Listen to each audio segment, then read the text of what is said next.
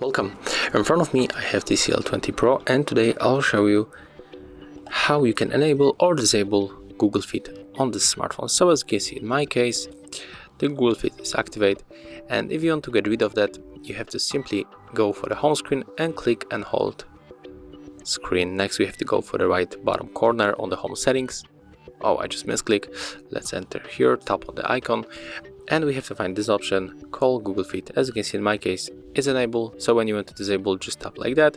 And as you can see right now, when you swipe on the left, we cannot get access to this option, but we can simply go back, enable, and right now it will appear on the left side, just like that. So if you find this video helpful, remember to leave a like, comment and subscribe to our channel.